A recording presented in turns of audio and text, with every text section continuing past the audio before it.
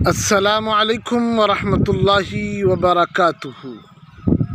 ناظرین، استقبال ہے آپ کا صوفی آفیشیل یوٹیوب چینل میں آپ کا میزبان مفتی محمد شعیب صوفی اشرفی رسول پوری۔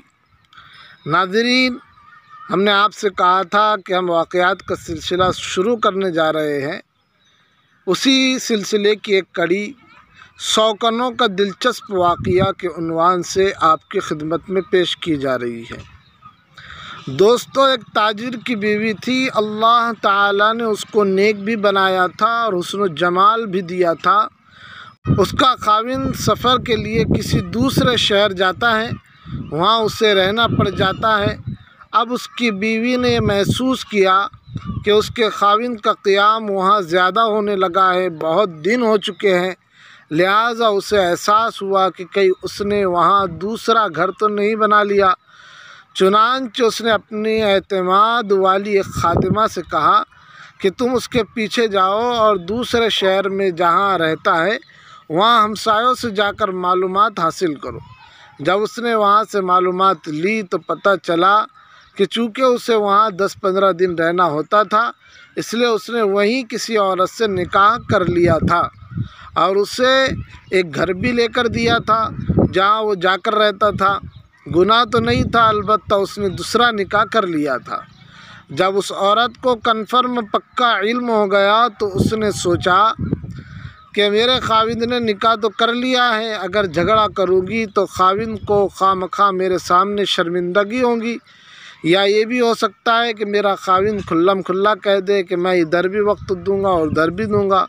تو مجھے ایسا کرنے کی کیا ضرورت ہے؟ جو محبت کی مساوات میرے اور میرے خاوند کے درمیان ہے، کیوں نہ میں اس کو برقرار رکھوں؟ یہ سوچ کر اس نے پردہ رکھنے کا ارادہ کر لیا۔ چنانچہ وہ اپنے خاوند کے ساتھ اسی محبت کے ساتھ رہتی رہی۔ حالانکہ اسے یقین تھا کہ جب یہ دوسرے شہر میں کاروبار کے لیے جاتا ہے تو وہاں اس کی دوسری بیوی بھی موجود ہے۔ اللہ کی شان کے کچھ مہینوں کے بعد خاوند کی وفات ہو گئی۔ جب خاوند کی وفات ہوئی تو اس کا جتنا سرمایہ تھا وہ سارے کا سارا اسی بیوی کے پاس تھا۔ جب اس کی تدفین کا مرحلہ مکمل ہوا اور اس کی وراثت کی تقسیم کا وقت آیا تو اس بیوی نے اپنا حصہ بھی الگ کیا اور دوسری بیوی کا حصہ بھی الگ کر دیا، اور اسی عورت کو جس نے اس کو بتایا تھا کہ اس کا دوسرا نکاح بھی ہے، اس کو بڑی رازداری سے کہا کہ کسی کو پتہ بھی نہ چلے اور کوئی میرے خاوند کی بات بھی نہ کرے، لیکن اس کی وراثت میں اس کی بیوی کا شرعی حق ہے۔ مجھے قیامت کے دن اللہ کے ہاں جواب دینا ہے، اس کا حق میں نہیں کھا سکتی، لہٰذا یہ پیسے لے جاؤ اور اس سے کہو کہ تمہارے خاوند کی میراث میں سے یہ تمہارا حصہ ہے، اسے وصول کرو۔ وہ عورت وہ رقم لے کر خاتون کے پاس گئی۔ وہ کافی ساری رقم تھی۔ اس نے جا کر اس سے بات کی کہ اس کی خاوند کی وفات ہو گئی ہے، اس کی بیوی نے اس کی وراثت میں سے تمہارا حصہ نکالا ہے، کیونکہ تم بھی آخر اس کی بیوی ہو۔ وہ اگر تمہارا حق کھائے گی تو وہ قیامت کے دن اللہ کو جواب نہیں دے سکے گی۔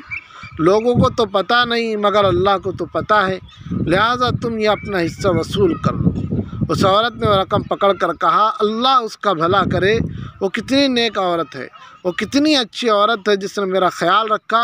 پھر اس نے کہا کہ تم یہ مال میری طرف سے لے جا کر اس عورت کو واپس کر دو، اس لیے کہ اس خاوند نے مرنے سے 1 ہفتے پہلے مجھے طلاق دے دی تھی، اور اس طلاق کا پتہ یا مجھے ہے یا میرا اللہ کو ہے، لہٰذا اس وراثت میں میرا کوئی حصہ نہیں بنتا، یہ اسی کا حصہ ہے، لہٰذا اسے واپس کر دو۔ دوستو، اسلام نے 4 شادیوں کی اجازت دی ہے۔